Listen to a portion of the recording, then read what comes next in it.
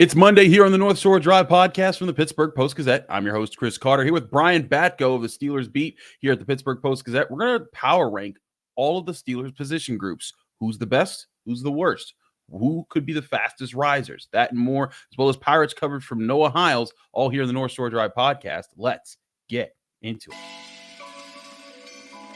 You are now listening to the North Shore Drive podcast, a show on all things Pittsburgh sports from the writers of the Pittsburgh Post-Gazette, hosted by Christopher Carter.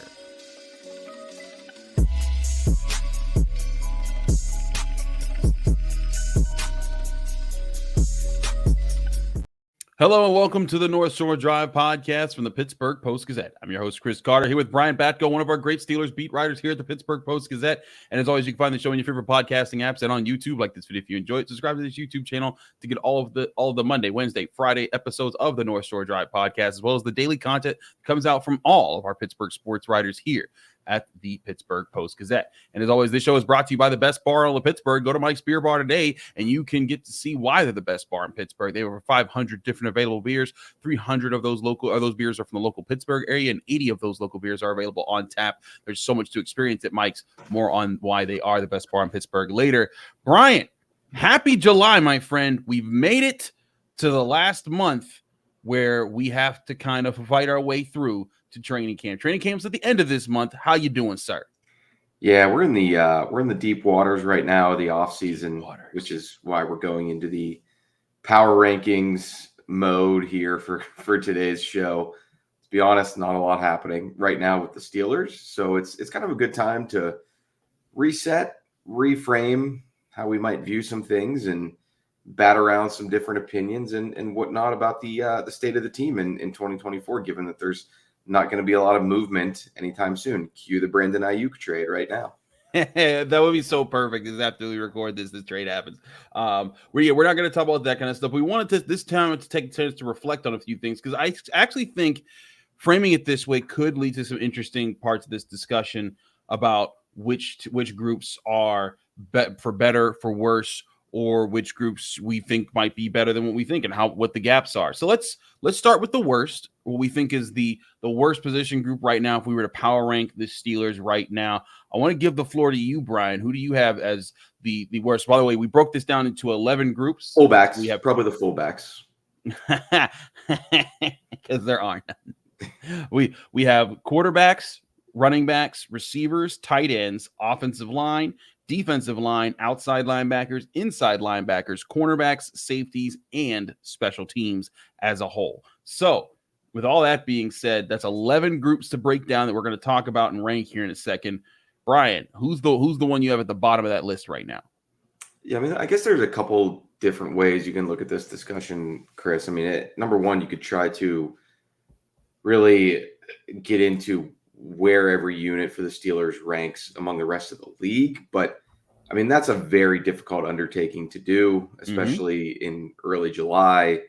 I didn't sit here and go through all 32 depth charts before this podcast. So I'm going to look at it more as, okay, on the 2024 Steelers, what position group is most likely to kind of give them quality play week in and week out from top to bottom, talent, depth, who's not going to be a reason why this team struggles, or least likely to be a reason why this team struggles. So that's kind of how I'm viewing it. And obviously at times those two ways of doing the power rankings will overlap, but either way you slice it, I would put the wide receiver group last as of now. And I think that's why the Steelers are still kicking the tires on Brandon Ayuk.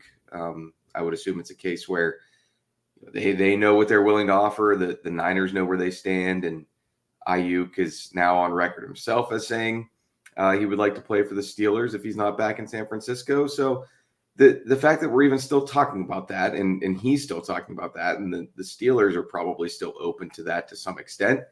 Yeah, I mean, it's an indicative of George Pickens and then a whole lot of maybe iffy, could they take a step forward type of guys rounding out that group. That's the thing. I had him. I'm right with you. I had the wide receivers as the lowest ranked on the team on the team's position groups right now, particularly because you just don't know what's behind George Pickens right now. You're hopeful for Calvin Austin. You're hopeful for Roman Wilson, and then you have a bunch of guys that you're hopeful that some veterans can figure it out, and that's why they're right there. Who's the next group up? This might be controversial, maybe a hot take, but I'm going to put the quarterbacks here. Oh, we're on the same page, Brian. We got the same too. Yeah, I mean, hey, I think it's an upgrade probably from last year. You know, if second year Kenny Pickett and late season cameo by Mason Rudolph could still allow the Steelers to win that many games and sneak into the playoffs, then you'd think Russell Wilson will be able to at least replicate that, if not improve. But for as good as the counting numbers and the box score stuff looked for him in 2023 in Denver, still a reason why Sean Payton and company with the Broncos ate all that money for him to go away. When you listen to some of the analysts from out there in the Mile High City kind of discuss what went wrong, a lot of them do not speak highly of the way Wilson played, and they were watching it more intently week in and week out. They were taking stock of sort of the dynamics there with him as a leader for that team and starting quarterback. So jury's still out for me on Russ and how he's going to compare to other quarterbacks around the league in 2024. I hear you there. I think that's where I'm at with the quarterbacks, is that we just don't know about a lot about it. And Russell Wilson, there are questions about him, just like there's questions about Justin Fields and a lot of other positions. And that's where I'm kind of at there. All right, so we've gotten the bottom two groups. They're the two groups most responsible for the passing game. Who's your third worst? So I guess we want an 11 and 10. Who's your ranked ninth on your power ranking for position groups for the Steelers? Another unit that plays heavily into the passing game, but on the opposite side of the ball. I'm going to put the cornerbacks in this slot here, Chris. Really high on Joey Porter Jr. Think he'll be even better in his second season. And, he's going to be able to match up with some of the best receivers in the league, I think. But after that, it's sort of similar to the predicament at receiver. You've got Dante Jackson, who's probably more established as a starting veteran than anybody else behind George Pickens. But there's also a reason why Carolina was probably going to cut him if they didn't part with him via trade. And that's exactly what they did to acquire Deontay Johnson from Pittsburgh. So he's your number two. After that, there's potential, but very little proven other than Cam Sutton, who can be an insurance policy on the outside for Jackson, but I think is more so going to factor into the slot and should at least strengthen the slot position for the Steelers at corner more so than it was a month ago.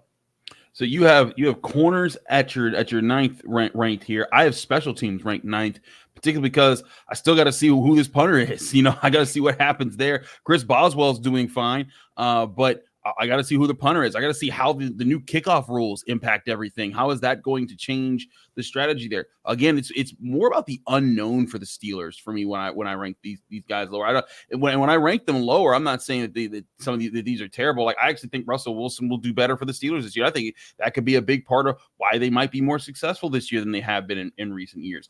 But I still think that if I'm being objective about where that group is versus every other group, answer is I have a lot of question marks. The less question marks I have that are, questioning if you're good or not, the better. And that's why I put special teams there. But right after special teams in the 8th spot for me, that's where I have cornerbacks there, particularly because of what you said. I think Joey Porter Jr. is on his way up. And I've said I think Dante Jackson and Cameron Sutton could be great fits for what they're trying to do this year. But we don't know. We got to see if Cam Sutton can get it back. We got to see if Dante Jackson's a fit, or if both of them getting toasted last year quite a few times is a very bad sign. All those things still need to be figured out. So that's whether they're at my 8, they're at your 9. Who is your 8th best position here? Well, I will go ahead and spoil where I have the special teams ranked, because we talked a lot about them a couple weeks ago on the show last time I was with you, and I don't think it's really that suspenseful to see where I'm going to put Chris Boswell, Cameron Johnston, Christian Kuntz, and a group of guys led by Miles Killebrew. But that's all pro Miles Killebrew to you, Chris. So I've got them 3rd actually in my list. Whoa! So much higher on the Steelers' ability there, just because I think Chris Boswell is probably a top 3 or 4 kicker in the league. The stats say Cameron Johnston will be a top 5 or 6 punter. in the league. That could change going from Houston to Pittsburgh. And Cordero Patterson, needs no introduction. And Miles Killebrew, again, returning All-Pro. So I've got them a lot higher. But we'll move on to my 8th ranked team here, probably before we get to a break. I'm going D-line because I still like Cam Heyward at the top, but could be fading, obviously, and dealing with those injuries is a real concern. Larry Ogunjobi may be the biggest disappointment on the roster in 2023, if we're being honest. And I thought he was a cut candidate, but they're going to roll it back out there with him and hope he improves. And Keeanu Benton is good, but is he a great sort of number 2 at this point in his career? And how much of a leap will he take after those 3? You get into the disappointments of DeMarvin Leal, Isaiah Loudermilk. Yeah. Dean Lowry's a guy who's been around. I think he'll be solid, but not spectacular. So yeah, there's a lot of dudes on this roster with NFL caliber experience, but I just wonder if they're going to be game changers and game wreckers, at least other than Cam Heyward and maybe in flashes Keeanu Benton. There's a lot of questions there. There's your 11th through 8th squad and Brian's 3rd squad there. We'll get to the rest of these rankings after this first break here in the North Shore Drive podcast. But first, we'll remind you this show is brought to you by Mike's Beer Bar, the best bar in all of Pittsburgh. When you go to Mike's Beer Bar, they have over 500 different available beers. 300 of those beers are from the local Pittsburgh area, and 80 of those local beers are available on tap all day, every day. When you go to Mike's Beer Bar, they also have amazing food like Steak on a Stone, where you get your choice cut of steak brought to you on a heated stone. You press that steak into the stone, and then you choose how well done you want every single bite. They have tons of stuff going on all the time, whether you're in town before a Pirates game, before, during, or after. It's a great location right on the North Shore, across the street from PNC Park. You can sit outside and get a great view of downtown Pittsburgh. It's Mike's Beer Bar, the best bar in all of Pittsburgh. Go there today, and when you get there, tell them Chris sent you.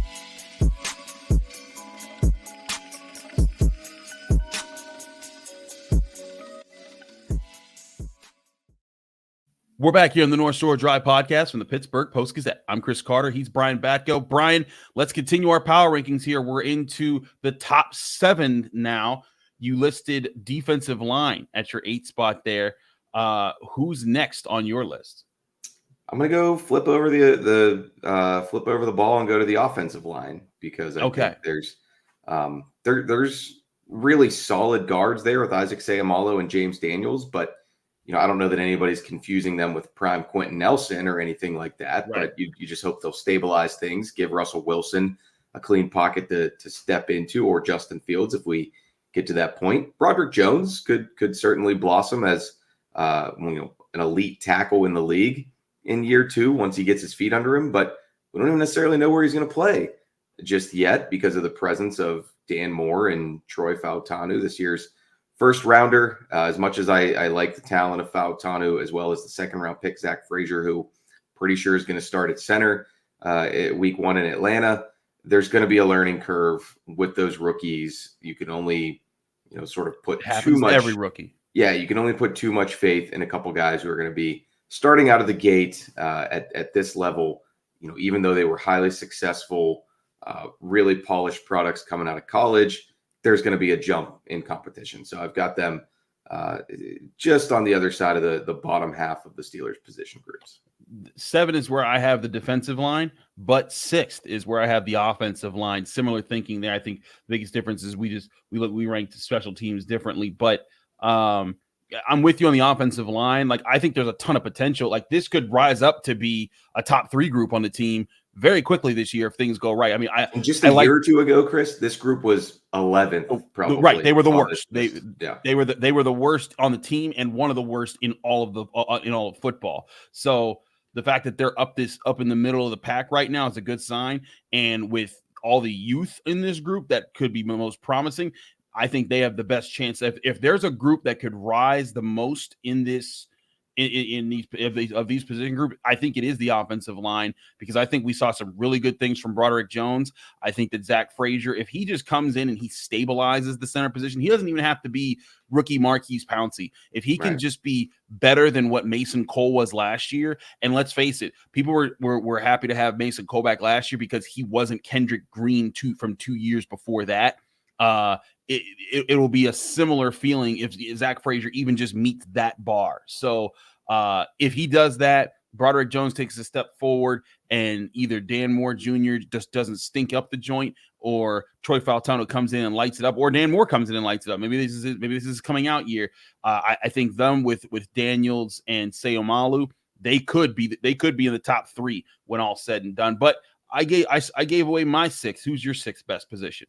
I'll go with the safeties here. Minkah Fitzpatrick he's in line for a bounce back year, but obviously wasn't great a season ago. I like the Deshaun Elliott pickup a lot. I think he'll be the best kind of strong safety that the Steelers have had in quite some time. Yeah. And DeMonte Casey, still can probably fly around and make some plays for them on the back end. I think he'll be better in small doses than he had to be last year, playing in a bigger role than really maybe anybody anticipated for him. So not a sexy position on the roster by any means. They pretty much ran it back with the exception of bringing in Elliott. And while he's a good, solid signing, it's not like he was bringing the excitement of a Russell Wilson or Justin Fields this offseason.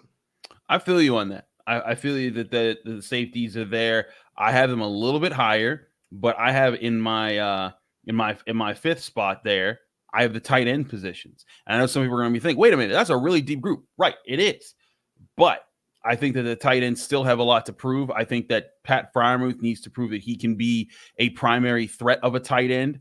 I think that he's flashed it. He's been a red zone threat when Ben Roethlisberger is around, and some of it isn't Pat Freiermuth's fault. The Steelers just haven't had a well coordinated offense or top tier quarterback play to set Pat Freiermuth up with a lot. But I think there's potential with Darnell Washington, but we need to see some of that potential actually be realized. And I think Connor Hayward's a very fine third option who can help you as an H-back at times and do all these little different things. But I think they have some comeuppance to do to prove this year, and that's why I actually have the safety group ranked just ahead of them at 4th, because I think the superstar power of Minkah Fitzpatrick puts that group over this group to me. I think Deshaun Elliott could be a good fit. I think DeMonte KZ is a very fine third option there. And we'll see what we see with Ryan Watts, because as you've talked about here on the show, there's a potential for him to be an interesting addition there. So they have some youth in the safety room as well. Granted, some youth that has to transition to the position, but that's why I have them at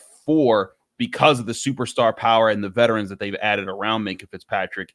Who's your 4? Well, I think we didn't do my 5th yet, I believe, which is I thought the safeties were your 5th. Apologies. They were 6th. Yeah, inside linebackers 5th for me. Okay, but my 4, 5, 6 I think are all pretty bunched up, because you do have proven Pro Bowl / All Pro type guys in those defensive crews. I think Patrick Queen is going to stabilize that group. I still think Elandon Roberts has another good year left in him, and Peyton Wilson might be ready to help out immediately. Yeah, it's just that you haven't seen Queen and Wilson do it in the Steelers defense yet, so that's why I have them one rung below the tight ends. I'm a little higher on their potential this year than you, just slightly. I think Pat Freiermuth will establish himself as a go-to guy this year. I think Darnell Washington, will he break out and be catching a whole bunch of passes? No, probably not, but I think he'll improve on the marginal production as a rookie. And I still think Connor Hayward is somebody who is going to be a piece of the puzzle in an Arthur Smith offense that loves to throw it to the tight ends. I hear you on that. I have I think all 3 of those guys can do their jobs right pretty well. So that's why I've got them 4th. I think that might be the most complete group. Like if you the tight end room needs 3 people. Yep. That's pretty good. And the crazy part is you still got guys like Hot Rod Williams, Rodney Williams. Yeah. He could be an answer there, and he's on the practice squad. So Michael Pruitt. Right. There's options there. Okay. So now we're in your top 4. I've revealed the safeties are my 4th best position group. Who's your 4th? So the tight ends were my 4th. We're screwed up because I had the special teams. I keep forgetting special teams is your 3, and that's why I'm but that means that our top 2 are the same. But if you want to talk at all about so that would mean your inside backers are 3rd. Correct? Yes, correct. Okay. My inside linebackers group is 3rd. That's where I think Patrick Queen is a known commodity for me, because I've seen enough of him to be like, Yeah. Okay, I get what he brings to the table. You and I have talked a lot about how Landon Roberts is a very good piece to that group. And I've, as a person who had to cover Peyton Wilson in the ACC, I think that he could be a great fit, an unknown great fit, because we got to see how it plays out and if he can stay healthy. But that with the potential of even just getting a Cole Holcomb back, even if it's mid-season, I think inside linebacker could be really special. So with that another being position said, that would have been bottom 2 or 3 just a year or two ago, probably on this list. Because of the revamping they've had to do there. And I think that's another sign of just the flipping the Steelers have done in short order to fix this roster to a lot of spaces. Offensive line was at the bottom of the list. Now they're in the middle. Inside linebacker was at the bottom of the list. Now they're close to the top. There's a lot of groups like that. Safeties a few years back before they got Minkah Fitzpatrick was down there. Now they're at the top, and I think that's the really interesting part. And also this position, running back, was not too well liked after the Le'Veon Bell era. I think James Conner held it down for a little bit, but obviously there were issues there. Is running back your number 2 spot?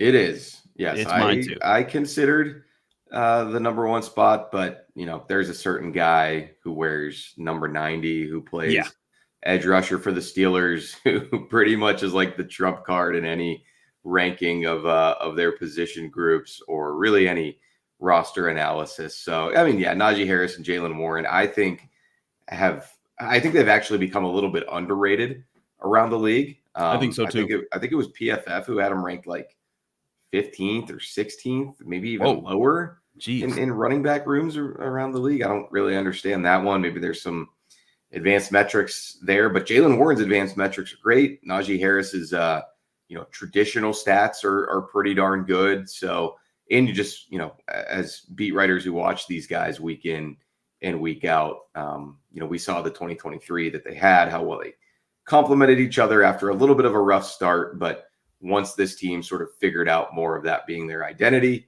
those two guys were really productive in the backfield, and I think they will be again. Yeah, same here. I think that in this new offense too, I think you're going to see a different dynamic for both of these guys to get to expand their roles in the offense. I think that could be really special, and I think this could be a year where they flip a lot of narratives on their head, and they are recognized as maybe the best running back duo in football as far as a 1-2 punch. But all that being said, Brian, that means we both made the outside linebackers the top. And like you said, it's pretty obvious, but I think it even goes beyond TJ Watt. Yeah, it does, for sure. I think Alex Highsmith has done some amazing work to improve. He's become one of the better edge rushers in the NFL. It's just the thing is that he's next to the best edge rusher in the NFL. So I think less people, it's hard to shine bright next to a supernova, but he still finds a way to do that. And this group has Nick Herbig, who did very well for a mid-round pick rookie that they brought in last season. So I look at this group's got depth, and their starters are superstars. Yeah, you hope you never have to find out who the fourth guy is, but we know injuries do happen, especially at that position, have happened the last couple seasons with TJ Watt. So I think Herbig is primed, ready to break out, with more of a role now that Marcus Golden is gone. He kind of bridged the gap to Herbig for a year, and Herbig was able to reshape his body a little bit, also just understand the speed of the game. And I think he's going to be ready to hit the ground running as that, unquestioned number 3 behind 2 all-pro, Pro Bowl caliber guys in Watt and Highsmith. So they're going to be tough for teams to account for in blocking, and they're the biggest reason why there's still a chance, I think, for the Steelers defense to be elite, top five unit in the NFL in 2024. I'm right with you. I think that they could be truly special, and I think this defense can be truly special, but it starts with them, both of us, ranking wide receivers as the worst group, but outside linebackers is as the best. Last thought here, Brian, because we've been doing this for a minute now, is the way that these groups ended up ranking. Is this a way that can function for a team, or with the quarterbacks and receivers being so low and that being such an important part in today's NFL, is that a problem within itself that you think gets in the Steelers' way this year?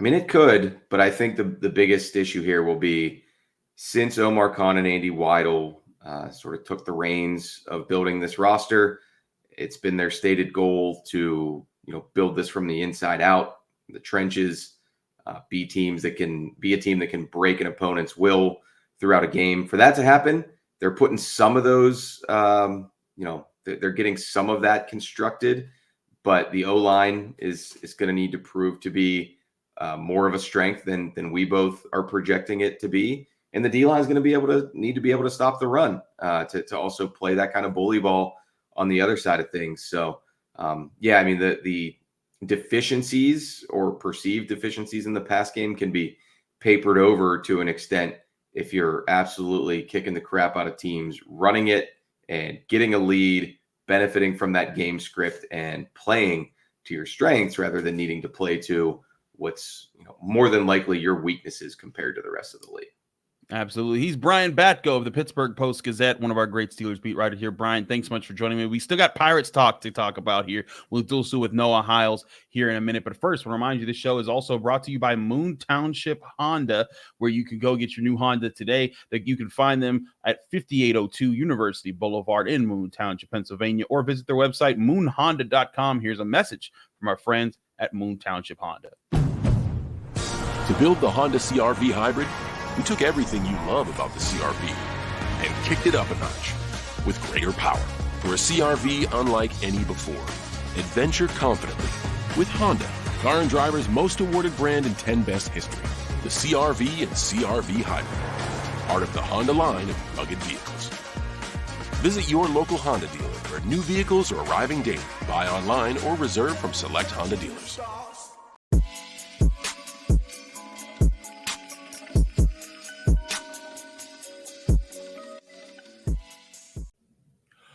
We're back here at the North Shore Drive podcast. I'm your host, Chris Carter. We switched to the Pittsburgh Pirates, who did win their Sunday contest against the Atlanta Braves. They're covering all of it. It was Noah Hiles, one of our great Pirates beat writers here at the Pittsburgh Post-Gazette. Noah, how's it going in Atlanta? It's beautiful, as always. It's hot. That's why they don't call it Cold Lanta. It is very warm out here, but we will be. You like that? But we will be heading back here soon, and it's. As big of a series it was this weekend, Carter. I mean, a very, very big series coming up, or homestand, I should say, coming up this week. So, July baseball, this is where it really starts to count. Absolutely. And speaking of times that count, I wanted to kind of lead off with comments from Ben Cherington. He recently did a radio interview, and I wanted to get your thoughts on him, especially these two particular parts of it, where he says he says, quote, "We're at a period where, as I've said before and don't mind saying again, where it makes sense for us to consider turning to certain players, maybe prospects, younger players, into players that can help our major league team improve in the short term." That sounds okay. Maybe there's something there. Then he also says, if we're in it at the end and we're pushing into the postseason, it is most likely because we're a really good run prevention team. That's and we can win close, low scoring games. That's probably how we're going to do it. And Noah, I think people can read that first paragraph. By the way, Andrew Destin wrote that piece. Credit to him.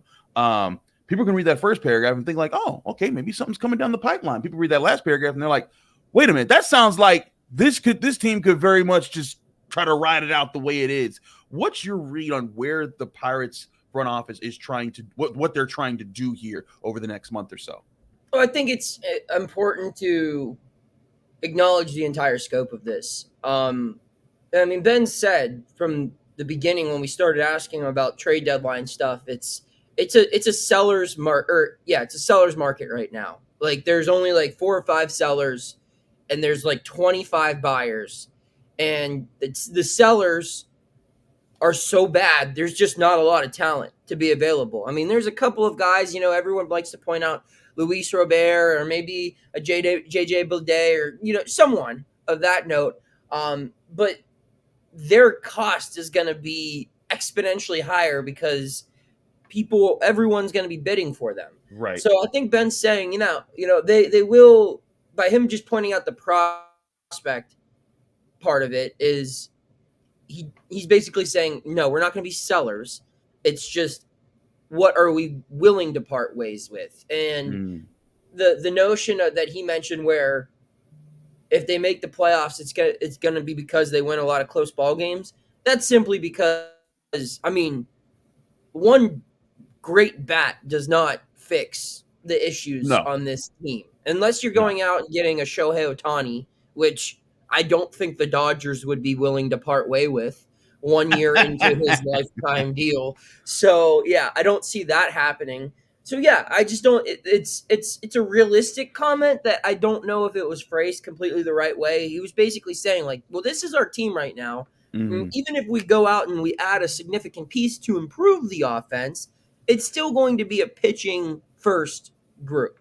Gotcha. And the bigger takeaway I had from what Cherington said was how he said it really still comes down to internal development here. Because his point was, if you look at simple math, they're not going to be able to add 5-6 new players at this trade deadline. Like that would just empty their farm system, and that would be a very unwise thing to do. So in order for them to truly become a better hitting team, even if they do acquire 1 or 2 new guys, they're going to need second half improvements from at least half the lineup. When you look around, I mean, Brian Hayes has to be better in the second half. Rowdy Tellez has to continue what he did in June, and he has to keep doing it in July, August, and September. You need more from Jared Triolo. You need something from Jack Sawinski, something from Henry Davis, something from Michael A. Taylor. So that's what he means, where it's like, yeah, we can, the Pirates, they can go out and get like 1 outfielder or 1 player, but that's not going to be enough to erase half the lineup having a horrible first half of the season. Some of these guys need to step up, and that's probably going to have to be the bigger part of this whole thing, just because there's no one out there that they can acquire that can account for 2 or 3 people not having a good year.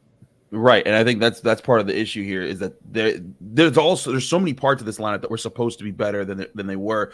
O'Neal Cruz has certainly had moments this season, but as you wrote about the game, his big homer in the game, it snapped an 0-for-13 streak, and we've seen him just be so hot and so cold. And I think the question on a lot of Pirates fans' minds is, where it was going back to development, when does he become a more consistent hitter, or is this always just who he's going to be?